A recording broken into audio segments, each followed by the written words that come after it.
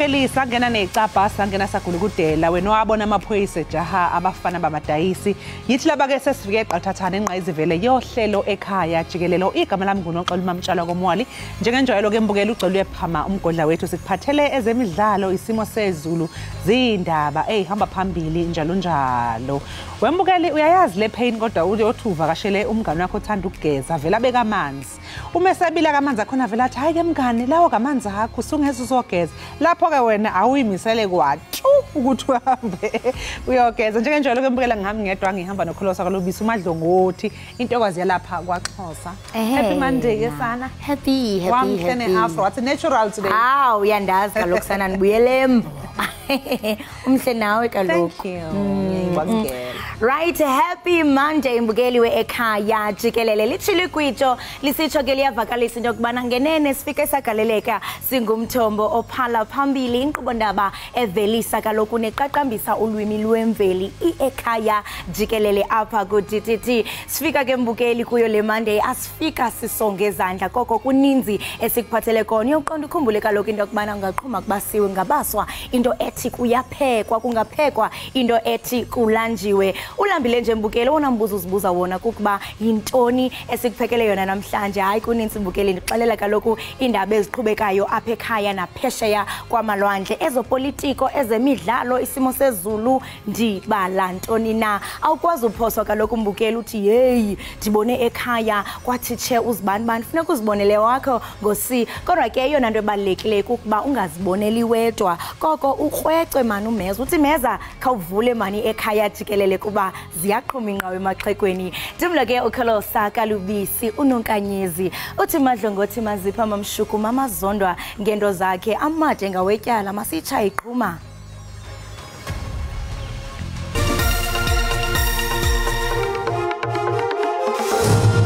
So remember now you have unit 4 running. I did say now it's running. By the end of October you'll have unit 1 and 3 running. Umphathiswa ojongene nombane kweli ugqirha Khosiyentsu Ramakhupa uthi ukusebenza kwakhona kwecandelo lesine kwiziko lombane lasekusile kuza kunceda ukunciphisa ucimicimi wombane kweli. Ingonyama yesizwe samaZulu umisuzulu kaZwelithini uzovakashela umndeni wakwaButhelezi Olundi eyokhala ngemva kokutshalwa kaNdunankulu uMangosuthu Buthelezi ngomgqibelo ngokwesiko phela mbukeli lamaZulu ingonyama yiuhamba umncwabo from some Hallelujah linamandla kamali kaJesu sanibonani babukele emakhaya igama lami uSibubhana the gospel dude ngila ekhaya jikelele keep watching ekhaya jikelele siniphathele kumnandi umdlalo neindaba na yonke into oyithandayo God bless you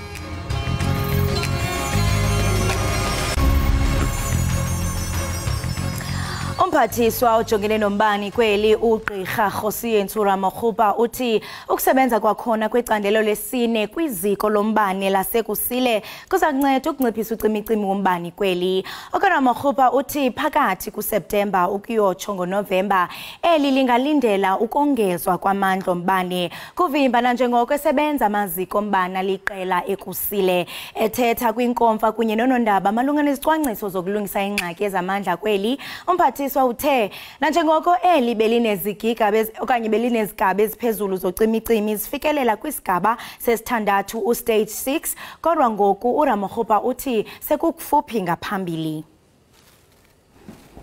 Umphathiswa ojongene nombane kweli ugqirha Ramakhupa ugxininise ukuba ukumiliselwa kwesigaba sesithandathu socimicimi wombane ustage 6 bekunyanzelekile ukuze iEskom ikwazi ukulungisa iziseko le nkampani iphehla umbane kweli ikwathe ukunyuswa kwesigaba socimicimi kongezwe nakukushokoxeka kwediesel nto leyo ichaphazela ukusebenza kweziphehli zombane umphathiswa uthi iziko lombane ikusile liza kudlala indima enkulu ekunciphiseni ucimicimi nanjengoko ezakusebenza amacandelo aliqela eliziko ukuqala kule imiyo uyokutsho ngoNovember. So remember now you have unit 4 running. I did say now it's running. By the end of October you'll have unit 1 and 3 running. So the accumulation of these 3 units is 2,400 megawatts.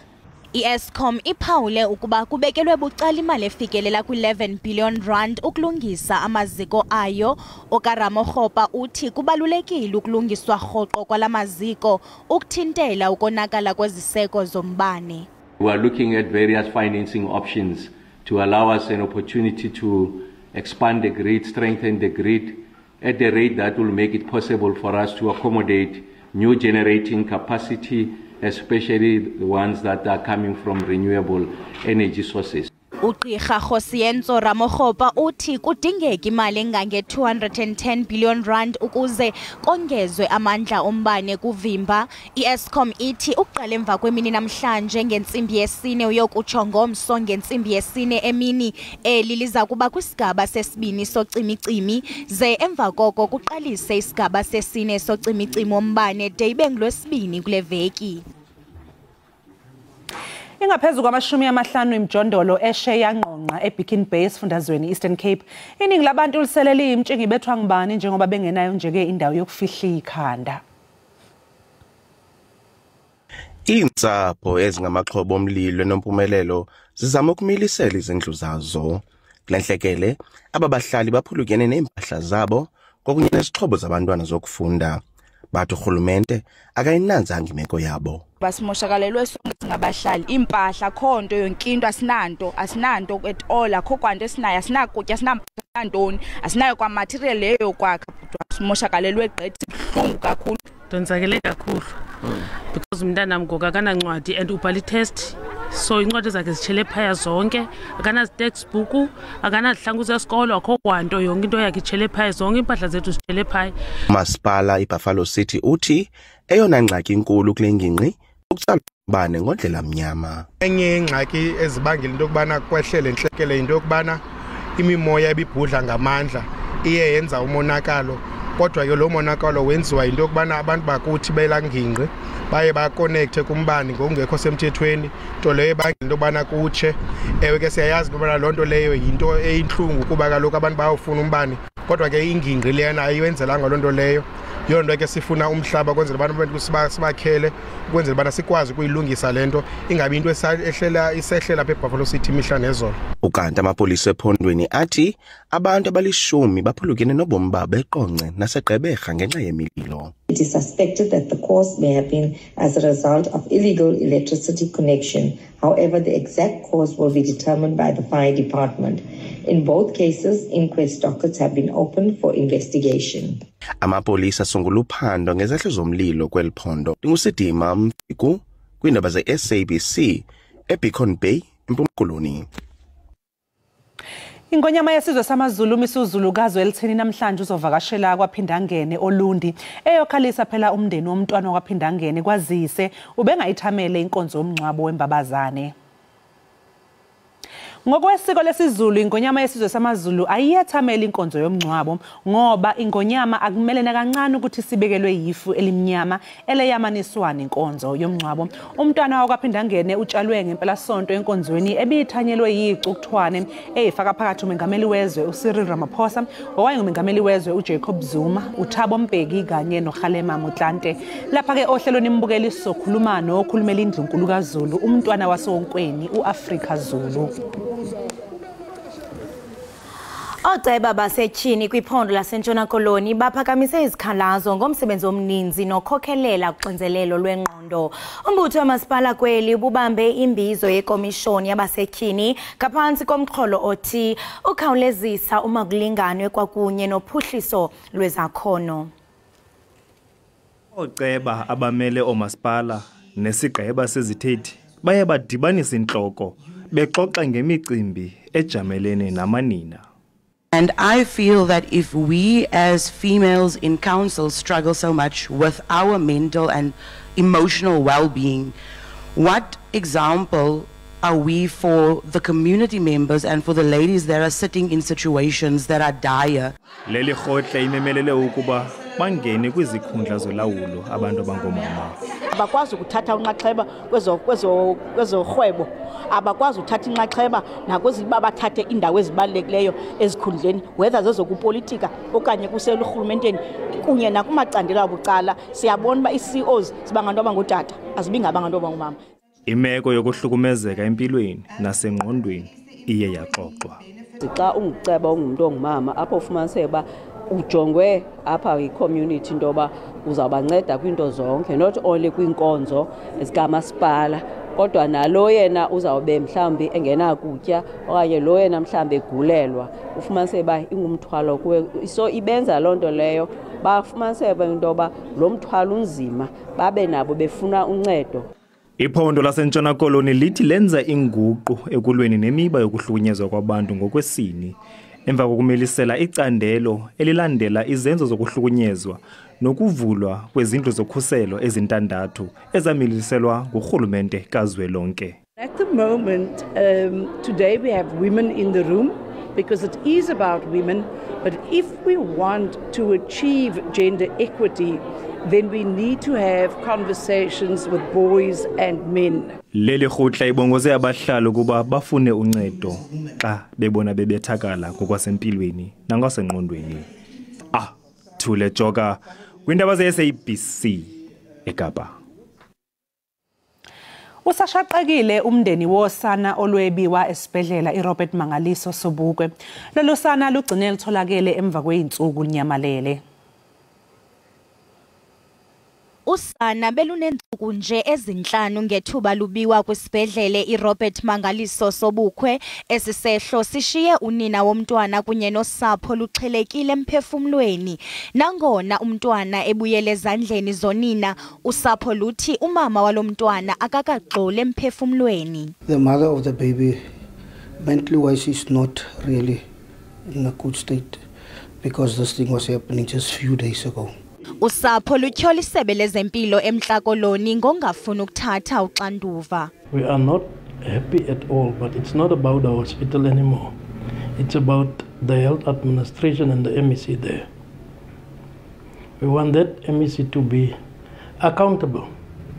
He never even bothered to give us a courtesy call when he heard this story. Ukanti isebe lezempilo kweli phondo limile kwelokuba esisehlo singaphaya kwamandla esebe. There's a persistent movement of mothers who are breastfeeding the children because these children are kept within the ICU section. When that incident happened, it is the same normal process of mother moving in and out. In this case, this baby was discharged. So the mother, after breastfeeding the child, left, which is nothing wrong what she did, left the child in the custody of the unit. Isebe lithi kuthathwe amanyathelo okuthintela izehlo ezikumila kunje. Abahlali baseMpuma Koloni baye balumkiswa ngokuya kumalwandle nokuba ke akavalwanga okukulandela umsingo omkhulu kunxweme lephonto. Abaqhubi ke bemoto nabo baye balumkiswa ukuba baqaphele nanjengoko zichaphazelekile indlela ezithile.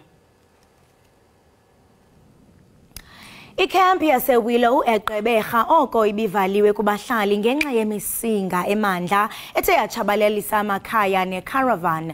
Ebenkonzo yemo zezulu bathi kunemimoya okanye ye-gale force nemisinga ye-spring eyenzeka ngexesha elinye. Kusenjalo liyaqhuba iphulo lokucoca kwimimandla ezigudle unxweme eNtshona Koloni apho amazwe alatyuze ngogqithisileyo aphumelela ngaphandle kolwandle adala umonakala kwimpahla nezakhiwo. Chaphazeleke intlaningi yamashishini eKalk Bay eKapa ukanti kubhubhe ixhegwazana neminyaka eyi-93 eWilderness Cebu kuhle eGeorge. Inkonzo yemozulu kweli ikhuphe isilumkiso kubahlali KwaZulu Natal ukuba bangasondeli kwindawo ezingalukunxweme. Indawo yokutya iBrasbel neKalk Bay Theatre zezinye zendawo ezinhlithwele uchungechunge lwamanzi amakhulu ahamba ngezantya eshiyamonakalo kwifestile amaphahla nempahla. We experienced the first freak wave of the set and it caught everybody by surprise. It's pretty much washed out all of our screens. Grabbed everything we could, everything electrical, everything expensive, grabbed it, got it out of here as quick as possible. The majority of the damage is on the windows. Our furniture's very, very wet. ukanti lamaza amakhulu anhlithe nomkhwezo onxweme lweGarden Road iHeralds Bay yeyona ithwaxeke kanopom abahlali bashiyeke bethe xhungu ngumothuko bakhutshwa kwindawo zabo. A massive wave just came past, picked up a big container, moved it around like a dinky toy, smashed it into my car, and then we knew all hell is going to break loose here in Heralds Bay, which then it did. Abasemagunyeni basabele ngokukhawuleza. And then we started to evacuate the people. That was the cars first, to evacuate the cars and stuff, and sent from our senior management also to Victoria Bay and the Tower River mouth. So we had at Linkies we had a problem there, that a big wave came in and washed it. Umonakalo oshwe ngumsinga walamaza ubalelwa kwizigidi zerandi. Ziboniwe iziganeko zesisithwakumbe nasePlattenberg Bay, Mossel Bay naseStill Bay, ilwandle zivaliwe.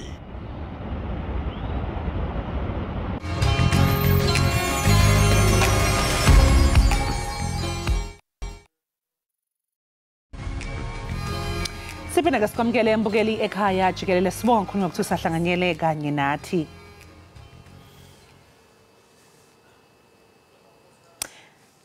Umengameli wezwe Cyril Ramaphosa uthi kumele kuthelelwane amanzi phakathi kweqembu elibusayo iAfrican National Congress kanye neqembu iNkatha Freedom Party. Umengameli wezwe ukusho lokhu ngesikhathi kutshalwa umntwana wakwaphindangene uMangosuthu Buthelezi Olunde enyakatho yesifundazwe iKwaZulu-Natal. Ingabe ngempela kwabangwani yini le yaqhathi iNC kanye neIFP? Ingabe likhona yini iqhaza wakufanele libanjwe umntwana wakwaphindangene ekutheni ke lamaqembu athelelana amanzi?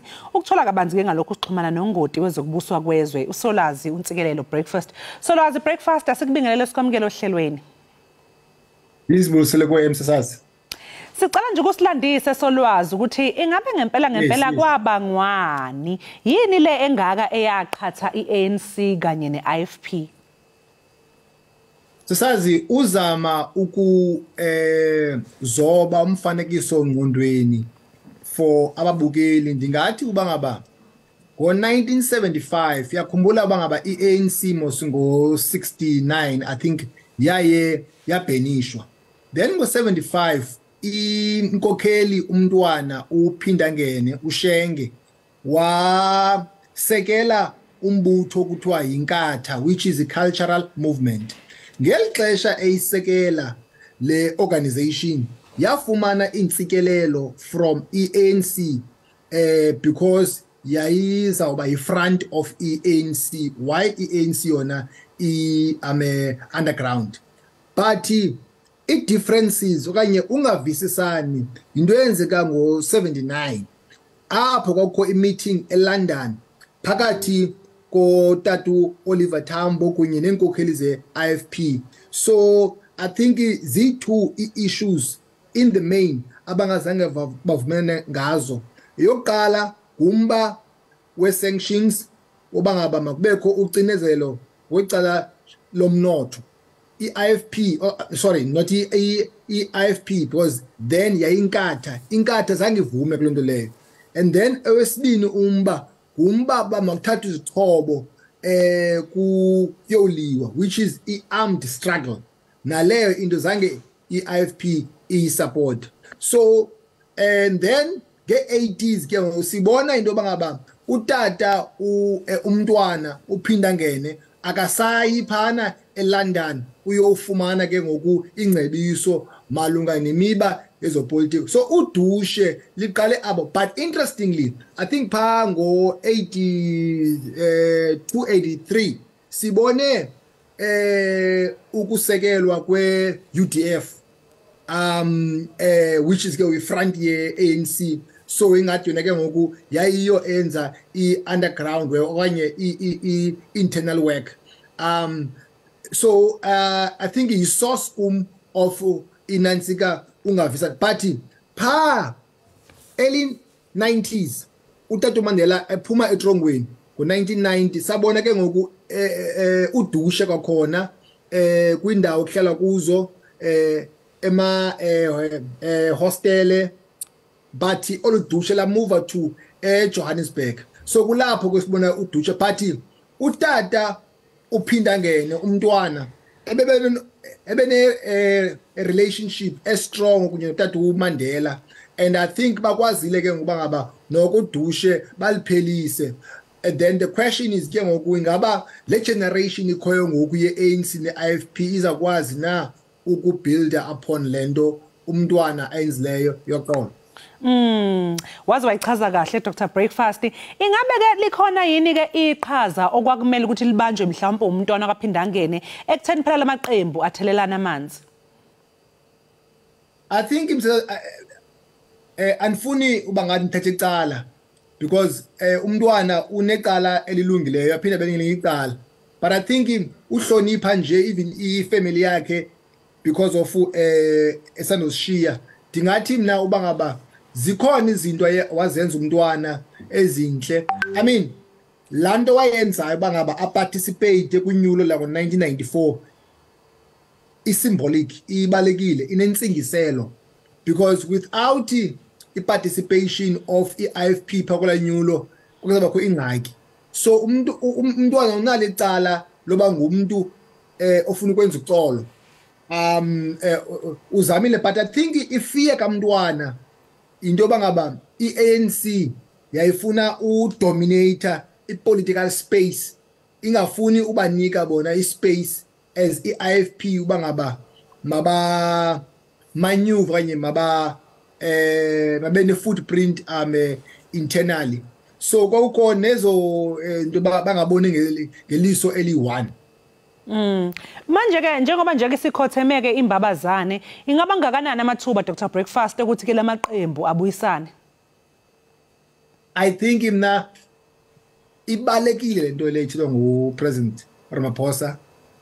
Of course there's a difference between into ithetha in theory nento yenza in practice, because we cannot afford as isizwe ubuyela back kwezantsuku ze violence kanye ze nansika nto bangaba ungavisiswano on the basis of indawo ehlala kuyo, on the basis of culture, on the basis because abanye bethu sichata abantu basuka kwezinye indawo nabo bayasichata. So if ngoba khonto leyo izawuthi ukuthini ukuthi to abantwana bethu, to ifamily zethu. So it's very important bangaba as political parties isebenzisane so that bangaba kwilizwe lethu kubekho uxolo, sikwazi uhlala sinoxolo, because singangathethi ulwimi olinye kanye so indawo eyi1, but singabantu sonke balapha eMzantsi Africa. So into ebalekileyo le, I think ifuneka isebenzisane zibeke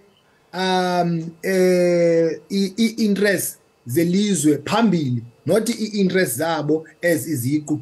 Dr Breakfast, ngiyakuzwa usho ukuthi ubeqinisile umengameli mengabe esho lokho ukuthi kumele kubuyiswane, kodwa ngokubona kwakho kubona ukuthi umengameli asho kanjalo ngabe yinto vele abeyiqinisile ayiminayo ayisho njengoba eyisho ngempela, noma nje awu into abeyisho nje ngoba nakuphela ethula inkulumo?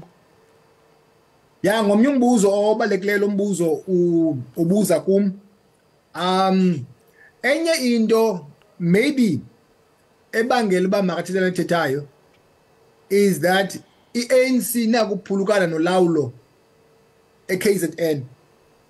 Why ndisitsho? Because khange yenze kakuhle kunyulo lomasipalati ngo2021 and inakho ukuluza ipower.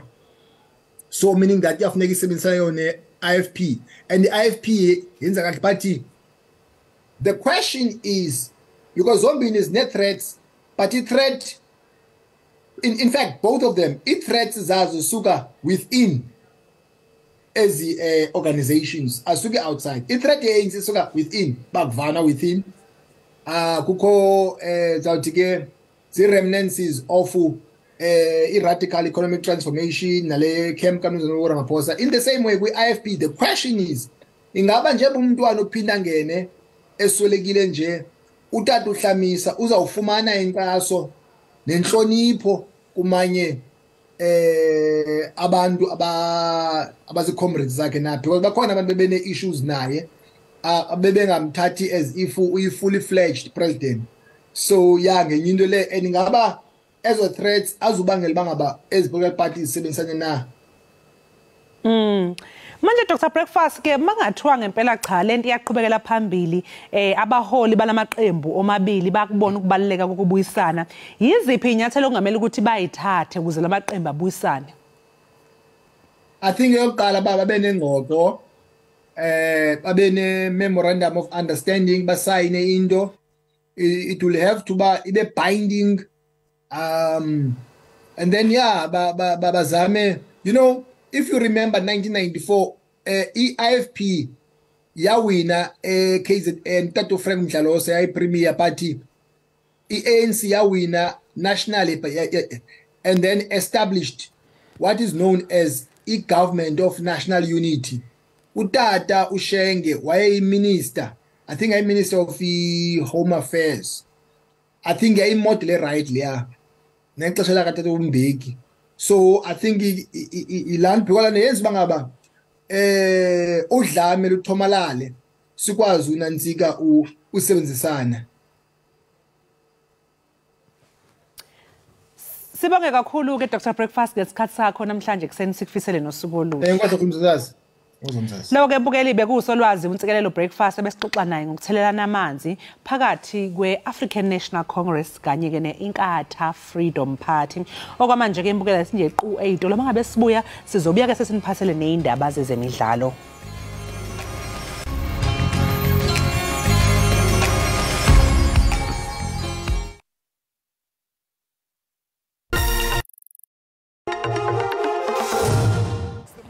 Kanti ke iphondo laseMpuma Koloni libhengeze amaqantswa abayi-81 nabagaqele amawonga kumnyhadalo abagqwesileyo noza kubanjelwa eMonti ngomhla wama-22 kule imiyo. Intshatsheli yehlabathi kudidi lwempukane i-flyweight ngolwasemzini uSivenathi Nontshinga uza kufumana iwonga elikhethekileyo kumphathiswa wezemidlalo, inkcubeko namasiko unkosikazi Nonceba Kontsiwe. Kwakhona iphondo lamaqhawe kumanqindi umbhoxo neqakamba liza kuwonga abadlali abangompondo zihlanjiwe kumawonga akhethekileyo alonyaka. Lamawonga aqaqambisa uphuhliso lwezemidlalo kumacandelo ngaphezu kwama-20. Phakathi kwe-nominations eziphumileyo nezi-22 categories kukho icategory ebizwa MEC Special Categories apho kusiye u-MEC wabona kufanelekile ukuba uSivenathi the special one Nontshinga makabe yinxalenye. Imanyano yezemidlalo eMpuma Koloni lamkela ngezandla ezishushu eliphulo kwaye ikhuthaza amaqela ezemidlalo azibhalise kwimibutho yasephondweni. Siyayivuyela into yoba isebe limane libaqaphela abantu abanenxaxheba abayidlalileyo ukuphakamisa iflag yephondo lethu noMzantsi Afrika kuphela kuba basiphathele udumo kwimidlalo. Umdlali weqakamba kwabasetyhini woMzantsi Afrika uMarizane Cup injuze uLuxolo Adams kunye noYako Smith baza kukhuphisana kwiwonga lonyaka. Iphondo lithi lifihle intonga emgqubeni neza kuthiwa paha ngowama-22 kweyoMsintsi uSeptemba ngolwamaRhanuka. Enkosi ngokuhlala nathi nisasibukele apha ekhaya jikelele kwinkqubo-ndaba iqaqambisa ulwimi lwemveli uDTT. Ucothe ngokusesikweni ke uadvocate Busisiwe Mkhwebane emva kokuba uninzi lwamalungu epalamente kwindlu yowiso-mthetho luvotele ukuxhasa ukugxothwa kwakhe. Uphando lwecandelo le-194 lufumanise ukuba uMkhwebane akawazi umsebenzi wakhe, unetyala lokuziphatha kakubi kwaye akakulungelanga ukuba seofisini. Emva kokubekwa ityala ngumongameli uCyril Ramaphosa uye wamgxotha uMkhwebane njengomkhuseli woluntu. Ukushuka oqakele nyewe sizawuthetha nomhlalutyi wezomthetho uMelusi Qulu osuka pha eDonda Attorneys.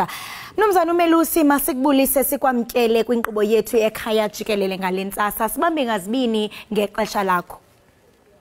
Ngibingelele kuwe sisikholosa ngibingelele kubalaleli kubabukeli emakhaya sorry. Sibambe ngazo zozibini ngabalaleli ngababukeli ngumgubo wengxowenye. Ukususwa kukaMkhwebane njengomkhuseli woluntu kuyishiya iphi iofisi yomkhuseli woluntu njengo chapter 9 institution? Ingaba mhlambe oku kuyayomeleza okanye kuyenza buthathaka nale ofisi? Kuzowenzeka ntoni ngomkhwebane? Okubalulekile ukuthi umsebenzi uyaqhubeka njengoba sazi ukuthi bese kuvotelwa ngoba sekukhetha ngokabusha umvikeli mphakathi owezongena usazovotelwa noma usazogcizelela ukukhethwa kwakhe uadvocate Jikelele. So umsebenzi uyaqhubeka. Mhlawumbe ke into esingayibuka indlela axoshwe ngayo noma indlela axoshwe ngayo ukuthi bekukahle mhlawumbe ngempela bengakwazi umsebenzi noma khona ukuhlanga kwenzanga njengoba kushiwo ku section 195 we-constitution noma kuxoxa umuntu ku-chapter 9 institution. Kodwa umsebenzi uyaqhubeka. Ilento ebalekile ngenhlangano ukuthi noma ngabe ukhona umuntu obephethe useshintshiwe kodwa inhlangano kumele iqhubeke. Kodwa ke inhlangano enjenge public protector noma isikhundla njengaso isikhundla esishisa kakhulu ngoba sinepolitiki phakathi ugcina ungazi ukuthi uzovela umphakathi noma uzovela abantu abathile. Kodwa konke lokho kuyodaka esisiqhubeka ne-chapter 9 institution. Kodwa ngizama ukugcizelela ukuthi umsebenzi usazoqhubeka. Njengoku sisho into kubana owona mbuzo omkhulu kukuba indlela asuswe ngayo ingaba ibifanelekile kusini na, kuba naye kaloku Mkhwebane akaxolanga njengokuba esithi ukususwa kwakhe akufanelekanga. Ucinga uba mhlawumbe umongameli uphathe kakuhle umcimbi kaMkhwebane xa emnqumamisa? Kwaye ke siyaqonda into kubana ingxoxo zaqala ngoJulayi kanyaka ka2022 kwaye zaza kuqunjelwa ngoSeptemba kwakunyaka ophelileyo, kodwa zange kwenzeke njalo ngenxa ke mhlawumbe yezicelo ezininzi zokuhlehliswa. Yintoni enye ekhokhelele kubeni usection 14 andiswe ixesha elide elingaka? Kuba ndiye ndathi xa ndithi tshena pha kumakhasi onxibelelwano bayabuza abantu into kubana kutheni kuye kwathatha ixesha elingaka, kuba kaloku sijonga neendleko ezithe zachithwa ekubeni mhlawumbe kuqukunjelwe elityala. Okay, beku hearing ebinezinto eziningi le sisikholosa okodwa nje engacacisa ukuthi uma ubheka lapha bekhona isikhathi la uadvocate abefuna khona ukuthi athole ummeli. Uma ifuna ummeli kwaba yinto enkulu kwaze waphoqa ukuthi aye e-constitutional court ngoFebruary 2022 ayosho ukuthi nami noma ngiyo-advocate ngiyadinga ukuthi ngibe nommeli wami ukhelwa angazi ukuyimela. Ukhumbule ukuthi ngikathi-ke lelo cala lalihanjiswa i-DA akulungile ufuna ummeli, kodwa wena kwawena u-advocate ukuthi uyimele. Leyo nto i-constitutional court yathi-ke cha ayi ngeke kwazi ukuthi aqhubeke enganayo ummeli. I-public protector ayikhipha imali ngicabanga kwagcina i-budget ayiko 4.5 million. Yathi ayikhipha imali ukuze akwazi ukumela. Okunye-ke lokho okunye sikhumbule ukuthi ukwa-aplayela into okuthiwa i-recusal. Uma u-aplayela i-recusal lapho sesikholoso sokuthi lo muntu ozoba u-chairperson noma lo muntu ozoba umantshi noma umuntu ozoba ujaji, angiboni ukuthi uzokwazi ukuthi abe umuntu ozoba nofefe noma ozokhipha isinqumo esinobulungiswa ngoba sinenkinga naye sinongashayisani naye. Usenze yazi ababili le-recusal kubaba uJantshi. Okwesibili la ayethi khona uJomas Peterson noma Jodina ngicabanga ngitsho kahle kama nayo uJantshi banemali bese maybe laba babili uJantshi ukuthi uJomas Peterson wayibulala washona. Ngizama ukuchaza ukuthi ziningi ingxabano ezinye bezikhona eseceleni bese singaqeda. Kulokhu nje okugcina-ke i-hearing ize yaphela enganayo ummeli. Okuchaza ukuthi bekuthiwa abayigoqanga i-hearing awubuyoshaya unesitiye ingaqediwe ngoba noma ngabe kuthiwa-ke isikhathi silokhu sihlehla bekubalethwa Mkhwebane athola ummeli, kodwa-ke i-inquiry ibona ukuthi hayi noma engekho ummeli wakho asiyiqedi i-hearing. Uzobonakala ukuthi mayisiphikisa leso sinqumo Mkhwebane uzosiphikisa ngokuthi-ke benganayo ummeli. inkantolo ezosho ukuthi ube uqinisile noma akaqinisanga. Ingumnqo into okubana ihearing ide yaphela engenayo ummeli. Kokoluvo lwakho wena mnumzana ummeli usucinga ukuba mhlambe ungenelela kwemibutho yezopolitiko kwi-office yomkhuselo woluntu kuyibeka phi le office?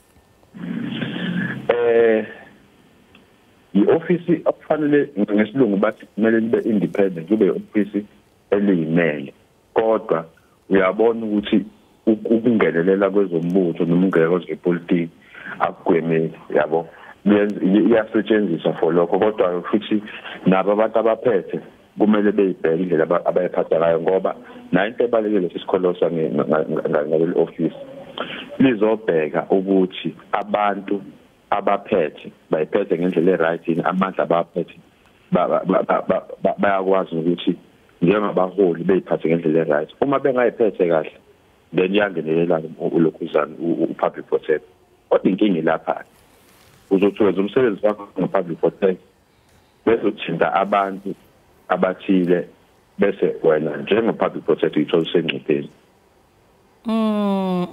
Kuye kwaba khona ke nengxoxo malunga nokuba lo kaMkhwebane uza kuyifumana kusini na inhlawulo yakhe yomhlola phansi okanye ke i-benefits njengokuba ephumile ngoku agxothiwe ngumongameli ngokusesikweni. Ingaba uMkhwebane angaphulukana mhlambe nezigidi zengxowa yakhe yomhlola phansi okanye mhlambe singakhe siphinde sijonge kwiindleko zomthetho ezithe zenziwa ngexesha lophando kuba uba siyaphawula kakuhle ungenile apha kwaye kudala singathi into kubana egqushalaza nalomba for almost 4 years. Kwaye ke there's been a public outcry naseparlamente isithi into kubana inkcitho yemali ithe kratya pha ku-160 million. So ngaba mhlambe oko mhlambe kuzawujonga ukuthi hayi noko elityala okanye oluphando liye lachitha imali engaka mhlambe ke i-benefits zizawumanjani?